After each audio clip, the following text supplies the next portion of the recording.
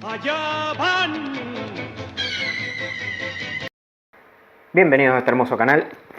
Comenzamos con el primer audiolibro. Ya me vi un video sobre locución, así que ya me siento locutor. Vamos, comenzando.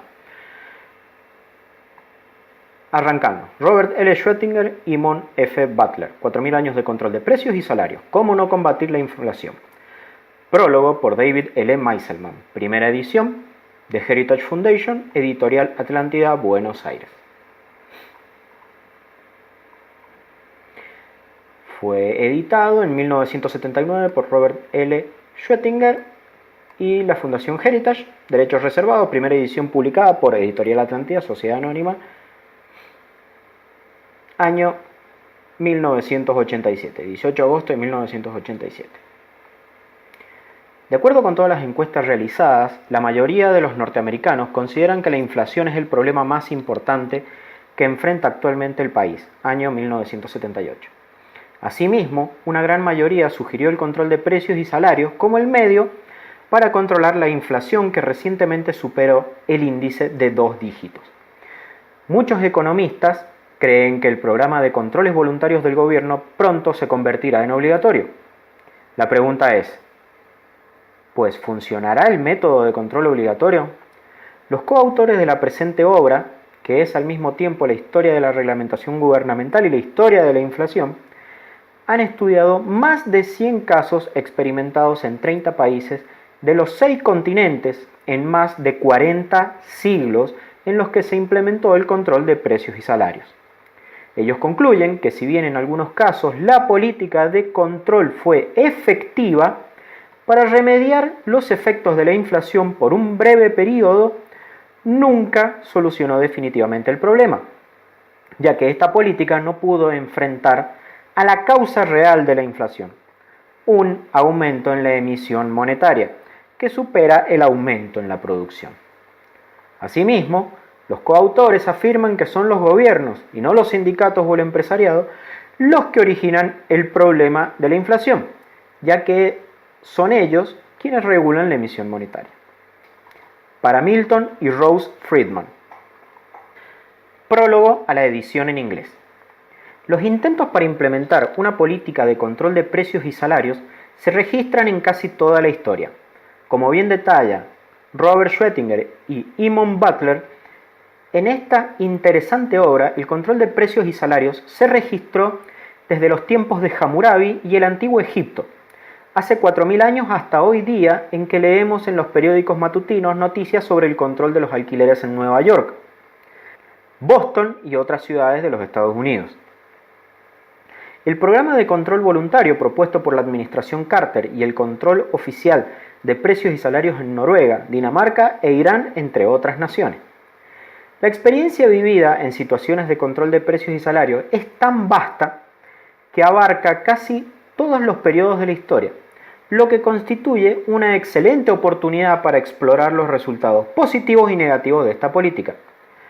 No recuerdo ninguna otra medida de orden público y económico cuyos efectos se hayan visto reflejados en momentos históricos tan diversos, en distintos sitios, pueblos, sistemas de gobierno y sistemas de organización económica, exceptuando, tal vez, estudios sobre la relación entre la inflación y los aumentos en la emisión de dinero.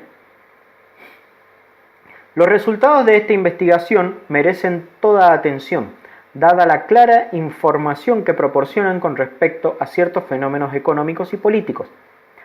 Aun si la política de control de precios y salarios ya no se considerara seriamente como una medida económica viable. El hecho de que en muchos países y mercados existen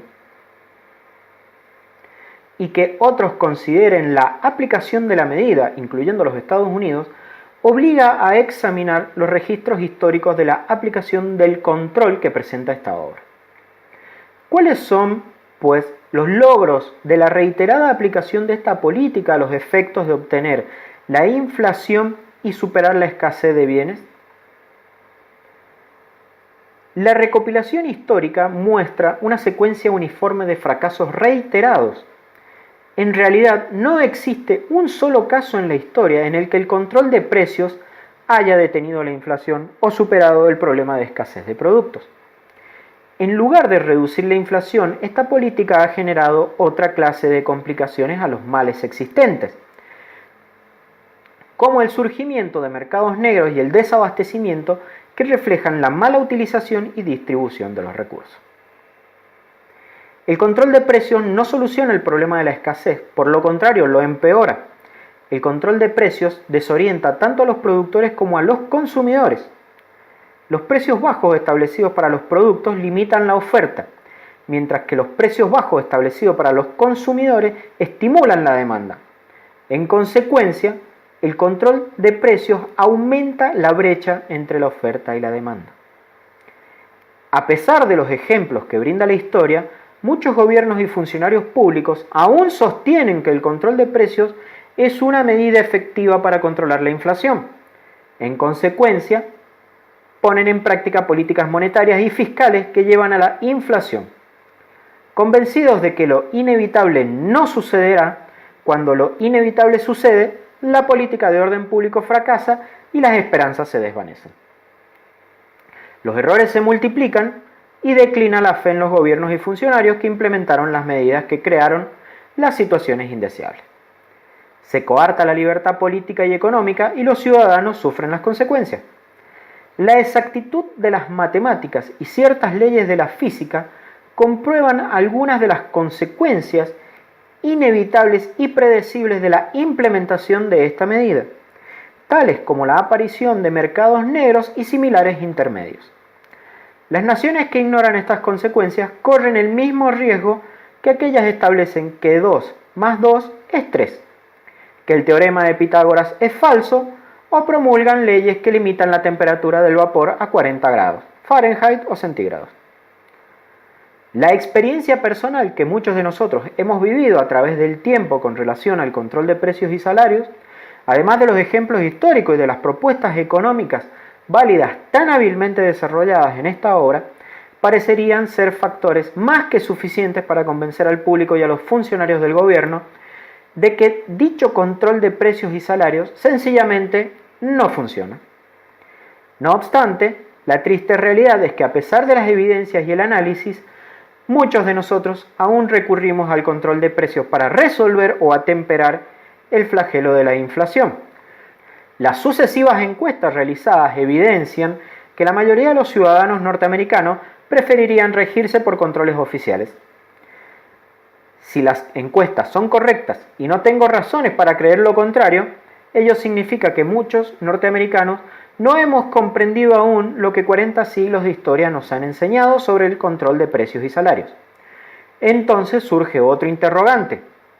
¿No nos cuestionamos ya por razón el control de precios y salarios no es una medida efectiva, sino porque, a pesar de los reiterados fracasos, los gobiernos continúan experimentando con esta medida con el apoyo aparente de sus ciudadanos? Esta obra constituye un valioso y oportuno aporte a nuestro conocimiento y al continuo debate de asuntos de importancia relativos al orden público. Sinceramente, deseamos aprender lo suficiente de 40 siglos en la historia del control de precios y salarios como para no condenarnos a repetir fracasos inevitables y costosos. David E. Meiselman, Virginia Polytechnic Institute and State University, 1979. Prólogo a la edición en español. El ordenamiento de las sociedades humanas solo puede realizarse conforme a dos principios rectores, que son alternativos y se excluyen recíprocamente: el mandato de un comité central de planificación o la organización social espontánea que emerge del mercado. Es cierto que ninguno de esos dos principios se ven aplicados en la práctica de una manera absoluta y perfecta, pero sí pueden diferenciarse comunidades que tienden hacia la planificación central y las que lo hacen hacia el libre funcionamiento del mercado. Y esta tendencia es la que importa. Pero es cierto también que hay quienes pretenden encontrar soluciones intermedias adoptando parte de las técnicas de la planificación y parte de los mecanismos del mercado. Quienes así piensan son los intervencionistas, que actúan interfiriendo y pretendiendo regular el mercado a voz de mando. El meollo del intervencionismo reside en el control de precios y salarios. tal vez la más destructiva e irracional de las acciones negativas que los políticos y los economistas emprenden con tanta frecuencia. Este libro de Robert Schrödinger y Eamon Butler describe erudita y lúcidamente los principales experimentos que se han llevado a cabo en el mundo en esa materia y constituye un instrumento invalorable para ayudar a quienes luchan por hacer comprender la falacia, para no decir la locura, de las intervenciones de esa clase. Sirve además de demostración y sustento de la tesis de Röpke, cuando, en su Crisis del colectivismo, expresa: hoy sabemos que no hay ninguna alternativa. La economía nacional moderna simplemente no puede prescindir de la silenciosa autorregulación mediante la competencia y la libre formación de precios en todos los mercados. Incluso, cosa que muchas veces no se tiene en cuenta, el de cambios. Quien destruye esa autorregulación es mucho más criminal que el que hace saltar diques o puentes, pues atenta contra la economía nacional en cuanto organismo viviente y la condena a ser endeble y paralítica. Tal vez este libro contribuya, aunque lo dudamos, a que nunca más repitamos en la Argentina experiencias de esa clase. Pero esa no será una falta de los autores, sino de quienes entre nosotros se niegan a reconocer las enseñanzas de la verdadera ciencia económica. 4000 años de control de precios y salarios llega al público argentino gracias a la gentileza de The Heritage Foundation, que nos ha cedido los correspondientes permisos de traducción y distribución. Dicha traducción fue efectuada por la señorita Bettina Heyer, Analía Tieboli, Silvia Pedreira, Lidia Diamant y el señor Martín Krause. La supervisión de traducción estuvo a cargo del señor Henry Forbes. La coordinación y supervisión general estuvo a cargo del señor Luis A. Porcio, Instituto de la Economía Social del Mercado. Prefacio. Los coautores comenzaron a trabajar en la presente obra en 1974, exactamente cuando en Estados Unidos deja de aplicarse la política del control que implementara el gobierno de Nixon. A partir de ese momento hemos examinado más de 100 casos en los cuales se implementó la política de control en 30 naciones diferentes desde el año 2000 a.C. hasta 1978. Naturalmente, esta obra es un breve estudio de un tema muy amplio. A pesar de ello, entendemos que esta es la única obra que desarrolla en un solo tomo la historia del control de precios y salarios en las más importantes naciones del mundo. Esperamos, pues, que los datos reunidos y analizados sean útiles para los estudiosos que deseen profundizar en aspectos más especializados de la historia de la inflación y de los controles impuestos por los distintos gobiernos en materia económica.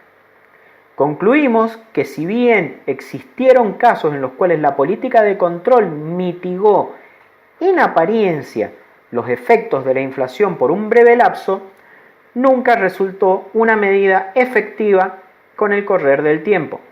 La razón básica de este fenómeno radica en que no se ha combatido a la causa real de la inflación, que es un aumento en la emisión monetaria superior al momento de la producción. La razón básica de este fenómeno radica en que no se ha combatido la causa real de la inflación, que es un aumento en la emisión monetaria superior al aumento de la producción. Gobernantes de los tiempos más remotos intentaron solucionar sus dificultades financieras mediante la depreciación monetaria o la emisión de monedas sin respaldo a valores nominales altos. Gracias a la tecnología moderna, los gobiernos de los últimos siglos han tenido máquinas impresoras a su entera disposición. Cuando estos métodos terminaron en la inflación, los mismos gobernantes optaron por el control de precios y salarios. 40 siglos o más después, la inflación sigue siendo un problema. Encuestas realizadas recientemente en los Estados Unidos revelan que una mayoría abrumadora considera que en la actualidad la inflación es el problema más importante que enfrenta el país. Si con nuestra obra contribuyéramos al debate de este tema crucial y movilizáramos a nuestros países hacia una solución realista, nuestro esfuerzo no habrá sido en vano. Ambos autores consultaron y cotejaron entre sí el contenido de sus respectivos capítulos y se responsabilizan por la totalidad de la obra. Andrew Chalk, recientemente nombrado miembro honorífico de Walker para la entidad de The Heritage Foundation y a punto de obtener su doctorado en la Universidad Washington en St. Louis, llevó a cabo la mayor parte de las tareas de investigación y escribió los borradores de los capítulos 9 y 10 sobre Alemania y la Unión Soviética. Eamon F. Butler redactó los capítulos sobre análisis económico, capítulos 12, 14, 16, 17, 18 y 19. Los coautores redactaron en forma conjunta los capítulos 13 y 15. Por su parte, Robert L. Schwettinger escribió principalmente los capítulos restantes, que son fundamentalmente de carácter histórico. Los coautores desean agradecer a varias personas que de alguna manera colaboraron en la realización de esta obra. Estamos profundamente agradecidos a Edwin J. Feuerner Jr., el presidente de la Fundación Heritage, quien inicialmente sugirió a Robert Schwettinger la realización de esta obra hace 5 años, cuando ambos eran miembros del Congreso de los Estados Unidos. Desde ese entonces, el presidente de la entidad manifestó su gran interés en la ampliación y realización final de la obra, que originalmente era un ensayo corto, participando asimismo en forma activa en la gradual conclusión de la misma. Otros colaboradores que contribuyeron a mejorar la calidad de la obra son Herb Berkowitz, Jameson Campaign Jr., Beverly Childers, Marion Grimm, Eugene McAllister, Charles Mauser, Hugh C. Newton, Richard Odermatt, Shirley Starbuck, John J. Tierney Jr., Phil N. Truluck y Richard S. Wheeler. Desde luego, no existe ningún medio respetable por el cual los autores puedan eximirse de toda responsabilidad por los posibles defectos de la obra. Robert L. Schwettinger, Burlington, Vermont, Eamon F. Butler, St. Andrews, Escocia, 12 de febrero del año 1979.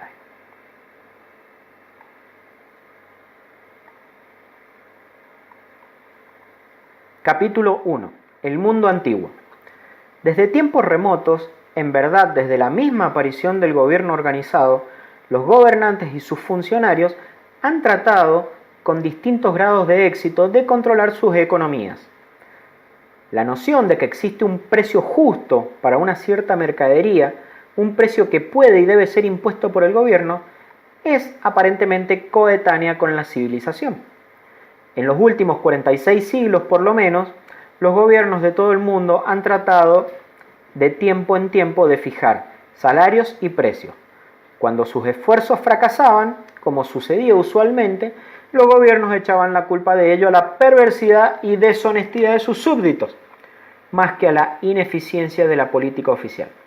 Las mismas tendencias subsisten hoy. La pasión por la planificación económica, como ha señalado convincentemente el profesor John Jeux, es perenne. La planificación centralizada aparece regularmente en cada generación, de la misma forma en que es descartada luego de varios años de experimentación infructuosa, solo para volver a surgir en una ocasión subsiguiente. Los grandiosos planes para regular las inversiones, salarios, precios y producción son usualmente presentados con gran fanfarria y fuertes esperanzas.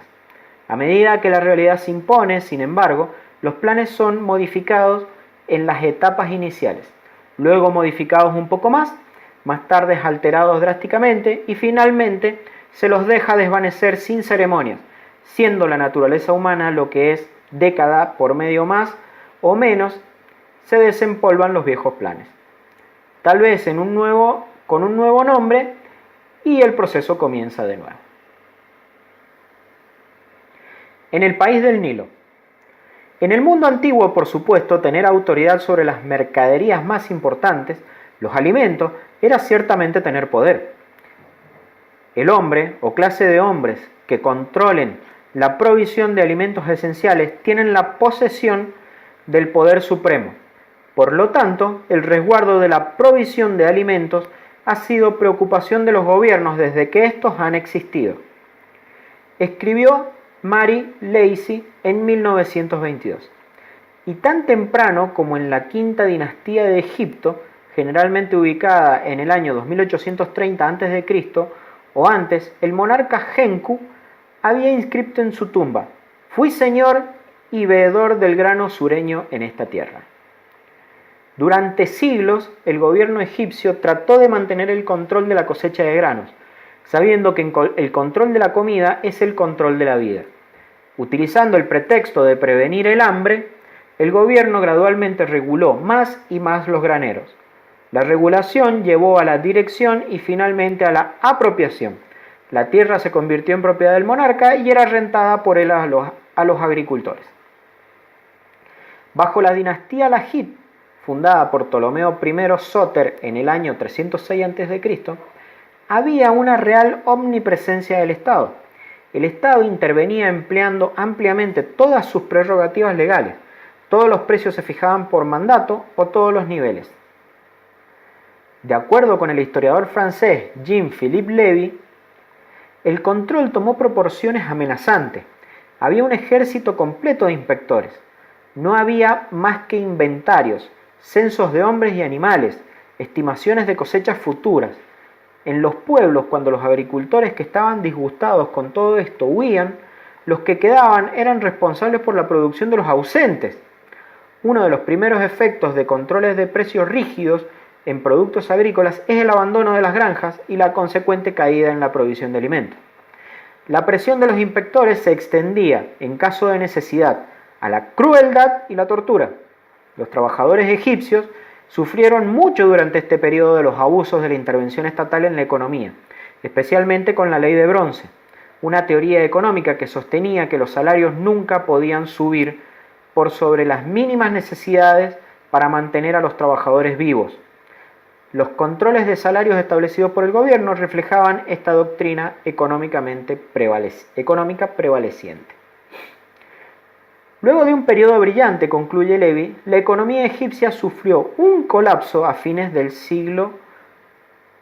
tercer siglo antes de Cristo, como también su estabilidad política. La crisis financiera fue ya permanente.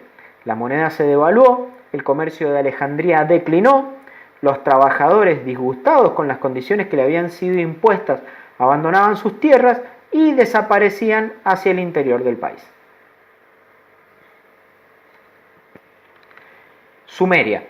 En su muy instructivo trabajo, Must History Repeat Itself? ¿Debe la historia repetirse a sí misma?, Anthony Fisher llama nuestra atención hacia un rey de Sumeria, Urakajina de Lagash, cuyo reinado comenzó cerca del año 2350 a.C.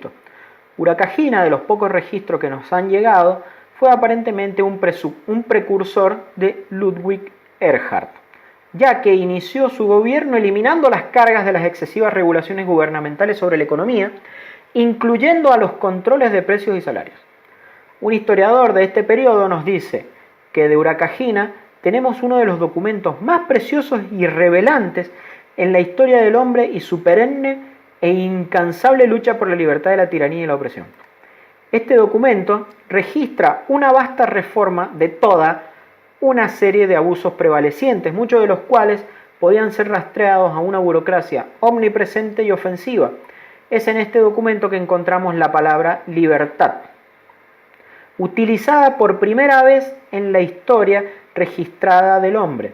La palabra es amargi, la cual significa literalmente retorno a la madre. Todavía no sabemos por qué esta figura idiomática vino a ser utilizada por libertad. Babilonia. En Babilonia, hace unos 40 siglos, el código de Hammurabi, el primero de los grandes códigos legales escritos, impuso un rígido sistema de controles entre salarios y precios. Recordando la naturaleza relativamente limitada de las economías antiguas, particularmente aquellas tan antiguas como Babilonia, es interesante notar el alcance de los controles de salarios impuestos por el Código de Hammurabi y la forma explícita en la que están registrados. Algunos artículos del Código, los estatutos completos sobre salarios y precios se encuentran en el apéndice A, son suficientes para ilustrar esto. 257. Si un hombre contrata a un trabajador de campo, debe darle 8 gur de maíz por año. 258. Si un hombre contrata a un recero, debe darle 6 gur de maíz por año. 261. Si un hombre contrata un pastor para vacas y ovejas, deberá darle 8 gur de maíz por año. 268. Si un hombre contrata un buey para trillar, 20 QA de maíz es su paga. 269. Si un burro ha sido contratado para trillar, 10 QA de maíz es su paga. 270. Si un animal joven se contrata para trillar, 1 QA de maíz es su paga. 271. Si un hombre contrata ganado, carro y conductor, deberá dar 180 QA de maíz per diem. 272. Si un hombre ha contratado un carro solo, deberá dar 40 QA de maíz per diem. 273. Si un hombre contrata a un trabajador, entonces desde comienzos del año hasta el quinto mes, deberá dar 6 granos de plata per diem. Desde el sexto mes hasta fin de año, debe dar 5 granos de plata per diem. 274. Si un hombre contrata a un hijo del pueblo, paga de un ceramista 5 granos de plata, paga de un sastre 5 granos de plata, paga de un carpintero 4 granos de plata, paga de un soguero 4 granos de plata. 275. Si un hombre contrata un ilegible, su paga es 3 granos y medio de plata per diem. 276. Si un hombre contrata un maquirtu, deberá dar 2 granos y medio de plata per diem. 277. Si un hombre contrata un barco de 60 toneladas, deberá dar la sexta parte de un shekel de plata per diem por su alquiler.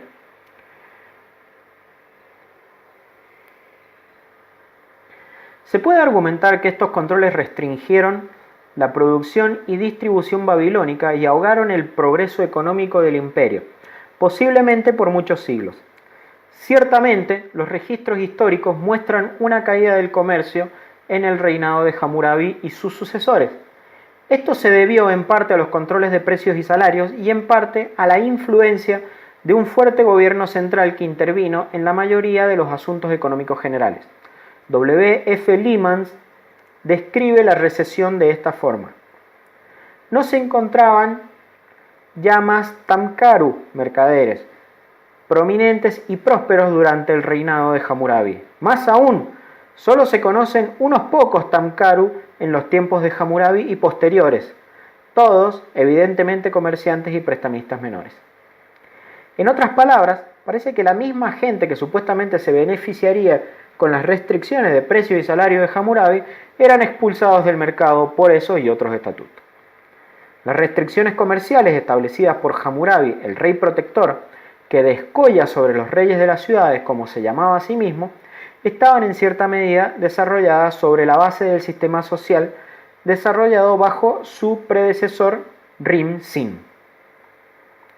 Hubo un cambio notable en la fortuna del pueblo de Nippur e Isin y otros pueblos antiguos que él gobernó, lo cual aconteció a mediados del reinado de Rim-Sin.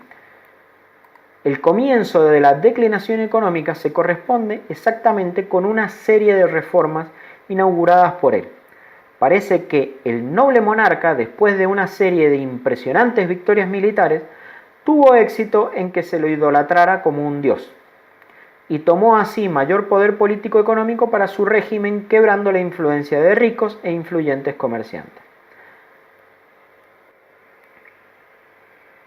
A partir de allí, el número de tamkaru y hombres ricos mencionados en los documentos existentes declina notoriamente. El número de transacciones inmobiliarias sobre los cuales existe registro también disminuye. El número de documentos administrativos, que hoy sería llamado trabajo burocrático, simultáneamente se incrementa precipitadamente. El otro lado del mundo. Al otro lado del mundo, los gobernantes de la antigua China compartían la misma filosofía paternalista que se encontrara entre los egipcios y babilonios, y que sería luego compartida por los griegos y los romanos. En su estudio de Economic Principles of Confucius and His School, el erudito chino Dr.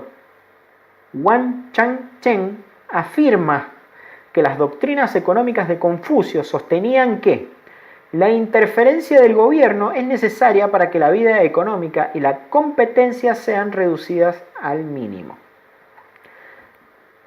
The Official System of Zhou, por ejemplo, era un manual de regulaciones gubernamentales para uso de los mandarines de la dinastía Zhou, bajo la cual vivió Confucio. Nació en el año 552 a.C. Según el Dr. Chen, existían regulaciones detalladas de la vida comercial y los precios eran controlados por el gobierno. Existía una enorme burocracia encargada de esta tarea. El Dr. Chen relata que había un jefe de comerciantes para cada 20 comercios y su deber era establecer el precio de cada ítem vendido de acuerdo al costo. Cuando sobreviene cualquier calamidad natural, escribe, los comerciantes no están autorizados a elevar su precio.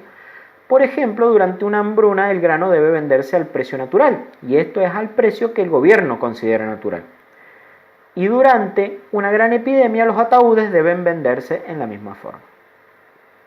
Los funcionarios del antiguo imperio chino esperaban hacer lo que los miembros de su clase habían intentado siempre: reemplazar las leyes naturales de la oferta y la demanda por su propio juicio, supuestamente superior de lo que la correcta oferta y demanda debían ser. Según el sistema oficial de Zhou, cerca del año 1122 a.C., se nombraba un superintendente de granos, cuyo trabajo era inspeccionar los campos y determinar la cantidad de granos a ser recolectada o distribuida de acuerdo con las condiciones de la cosecha, cubriendo el déficit de la demanda y ajustando la oferta. En verdad, todavía existen de aquellas épocas extensos libros de textos económicos.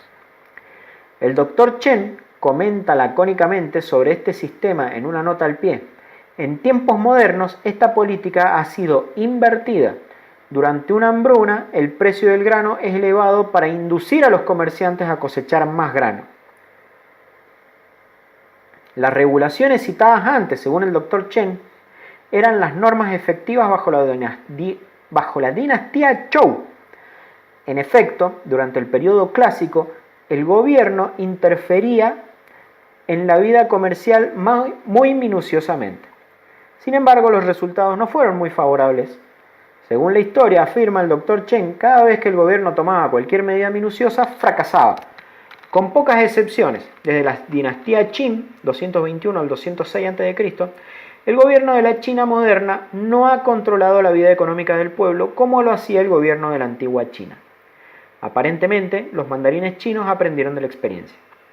Sin embargo, aún en el periodo clásico de la historia china, existía un cierto número de economistas perceptivos que vieron la futilidad de la regulación gubernamental de los precios como medio de controlar la inflación. Más aún, culparon directamente al mismo gobierno de los precios elevados. Por ejemplo, el economista Ye Shi, 1150-1223, anticipó por varios siglos el principio conocido como la ley de Gresham en Occidente. Los hombres que no investigan la causa fundamental, escribió, simplemente piensan que debe utilizarse papel cuando la moneda es escasa, pero en cuanto se lo emplea, la moneda es más escasa aún. Por lo tanto, no es solo que la suficiencia de productos no puede verse, sino también que la superficie de moneda no puede verse. Otro economista de aproximadamente la misma época, Yuan Xie, visualizó el principio aún más claramente. Escribió: Ahora, los funcionarios están ansiosos de incrementar la riqueza y quieren poner en circulación tanto moneda de hierro como de cobre. Si se hiciera abundante a la moneda repentinamente durante un periodo de escasez, sería muy bueno. Pero el hecho nunca puede ser así. Antes, debido a que la moneda papel era demasiado, la moneda cobre se volvió escasa. Si ahora agregamos la moneda hierro, ¿no será aún más escasa la moneda cobre? Antes, como el papel moneda era demasiado, el precio de las mercancías era caro. Si sumamos ahora la moneda hierro al mercado, ¿no será el precio aún más caro? Cuando observamos las distintas provincias, los hechos generales son estos. Donde se emplean tanto el papel y la moneda, el papel es superabundante, pero la moneda es siempre insuficiente. Donde la moneda de cobre es la única sin ninguna otra clase, la moneda es usualmente abundante. Por lo tanto, sabemos que el papel solo puede dañar la moneda cobre, pero no soluciona su escasez. Mirando hacia atrás, lo que sabemos es la historia ineficaz de los intentos gubernamentales de controlar la inflación regulando los precios y los salarios, resulta claro que estos dos economistas chinos de hace 8 siglos conocían perfectamente entonces una ley de la economía que muchos líderes políticos no han aprendido hasta hoy.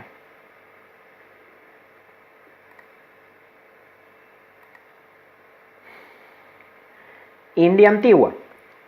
Un renombrado filósofo político hindú conocido como Kautilya y a veces Vishnugupta era un influyente nombrereyes que puso al gran Maurya Chandragupta en el trono en el año 321 a.C. Escribió el Arthasastra, el más famoso de los antiguos manuales para príncipes hindúes, como guía para Chandragupta y otros gobernantes. Estas recolecciones de ensayos sobre el arte del manejo del Estado contienen muchos consejos sabios y perceptivos. Sin embargo, como muchos funcionarios gubernamentales, desde entonces Kautilya no podía abandonar la práctica de tratar de regular la economía de acuerdo con lo que él pensaba era mejor. En un capítulo titulado Protección contra los mercaderes, Kautilya describe con cierto detalle cómo debe ser regulado el comercio de granos y los niveles de precios que los mercaderes podrán cobrar. Escribió: personas autorizadas solamente deberán acopiar granos y otras mercaderías. Los acopios de estas cosas sin permiso serán confiscados por el superintendente de comercio. Así, los mercaderes estarán dispuestos favorablemente hacia el pueblo en la venta de granos y otras mercancías. El superintendente de comercio fijará una ganancia del 5% por sobre el precio fijado a las mercancías locales y 10% por sobre productos extranjeros. Los mercaderes que aumenten el precio o realicen una ganancia, aunque sea de media pana más que lo mencionado en la venta o compra de mercancías, serán castigados con una multa de desde 5 panas en caso de realizar 100 panas hasta 200 panas. Multas por una mejora mayor serán incrementadas proporcionalmente. En un capítulo titulado Protección contra artesanos, Kautilya explica los salarios justos para una cantidad de ocupaciones desde músicos hasta basureros y concluye diciendo: los salarios para los trabajadores de otras clases de artesanos se determinarán de forma similar. Kautilya recomienda también el nombramiento de superintendentes gubernamentales para una amplia variedad de actividades económicas, tales como mataderos, provisiones de licores, agricultura y hasta damas de la noche. Por ejemplo, hay una disposición que establece que el superintendente determinará los beneficios, gastos y futuras ganancias de cada prostituta. Existe una nota al pie como guía que indica claramente que belleza y habilidades deben ser la única consideración en la selección de una prostituta. No se conoce exactamente cómo estas regulaciones de precios y salarios funcionaron en la práctica. pero no sería razonable suponer que los resultados finales fueron similares a los que ocurrieron en Egipto, Babilonia, Sumeria, China, Grecia y otras civilizaciones. Grecia antigua. Cruzando a otro continente, encontramos que los griegos se comportaron en la misma forma. Xenofonte nos cuenta que en Atenas el conocimiento del comercio de granos era considerado una de las cualidades de un hombre de Estado. Siendo una populosa ciudad-estado con una pequeña región interior, Atenas tenía una constante escasez de granos. La mitad del consumo, por lo menos, debía importarse del exterior. Había, y es inútil decirlo, una tendencia natural a que el precio del grano creciera cuando la oferta era pequeña y cayera cuando había abundancia. Un ejército de inspectores de granos, que fueron llamados citofilaques, fue nombrado con el propósito de establecer el precio del grano a un nivel que el gobierno ateniense consideraba justo. Era una agencia de protección al consumidor de la Edad de Oro, de inusual gran tamaño para el periodo, cuyos deberes fueron definidos por Aristóteles como ver que el grano fuera vendido en el mercado a un justo precio, que los molineros vendan harina en proporción al precio de la cebada, que los panaderos vendan el pan en proporción al precio del trigo, que el pan tenga el peso que ellos habían fijado. El profesor de Historia Antigua en la Universidad de Cambridge, M. E. Finlay, comenta en su reciente estudio de Ancient Economy que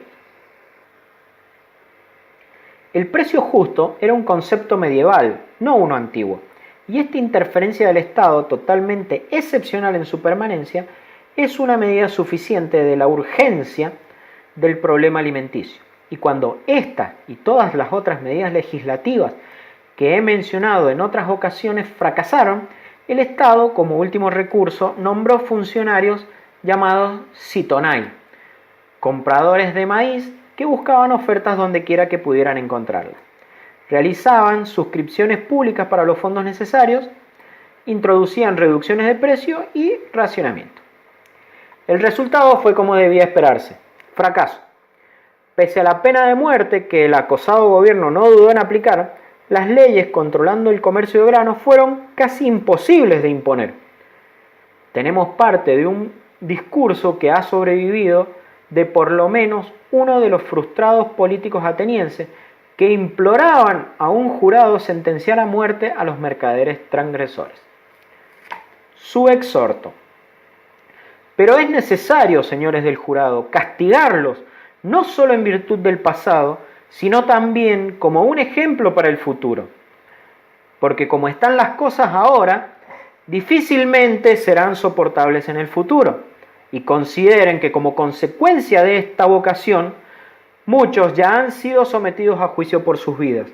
Y son tan grandes los emolumentos que pudieron derivar de ello, que prefieren arriesgar su vida cada día en vez de dejar de obtener de ustedes, el público, sus beneficios impropios. Si entonces ustedes los condenaran, actuarían justamente y comprarían el grano más barato. De otra forma, el precio será muy superior. Pero Lisías no era el primero y difícilmente el último político en cortejar la popularidad, prometiendo al pueblo precios más bajos en tiempos de escasez. Si tan solo pasaran a algún mercader por la espada, el gobierno ateniense de hecho fue tan lejos como hasta ejecutar a sus propios inspectores cuando desfallecía su celo en el control de los precios. Pese a la alta tasa de mortalidad tanto de los mercaderes como de los burócratas, el precio del grano continuó subiendo cuando la oferta era escasa y cayendo cuando la oferta era abundante.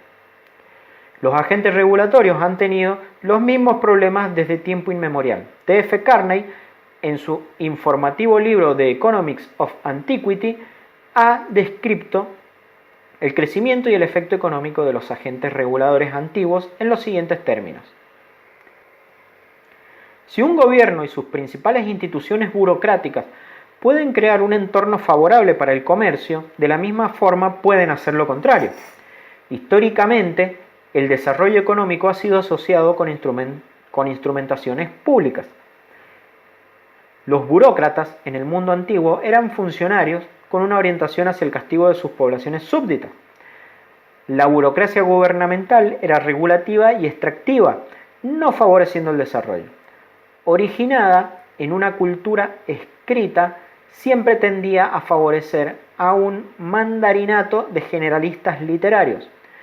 No había fuerzas para oponer contra ellos, no había corporaciones, legislaturas, ni los partidos políticos existían aún. En la mayoría de los casos, la mayor parte de la pequeña élite de cualquier sociedad ingresaba en el aparato del gobierno. Este gobierno servía a un autócrata cuya palabra era ley, por lo que no podía haber salvaguardias constitucionales para empresarios o contra el aparato. Y hay otra forma en la que dichos esfuerzos regulatorios muestran un gran paralelo con los de hoy. El Citonay era originariamente temporario, pero como las escaseces surgían de tiempo en tiempo, de ninguna forma eliminadas por su trabajo, había un creciente deseo de mantenerlos como funcionarios permanentes. Si todo lo demás fallaba, la política colonial ateniense hacía que fuera conveniente deshacerse del excedente de ciudadanos que la economía regulada no podía sostener. Algunos cínicos pueden preguntarse por qué algunos economistas actuales no han pensado en esta solución a la escasez de mercaderías, que sigue inevitablemente a los controles de precios.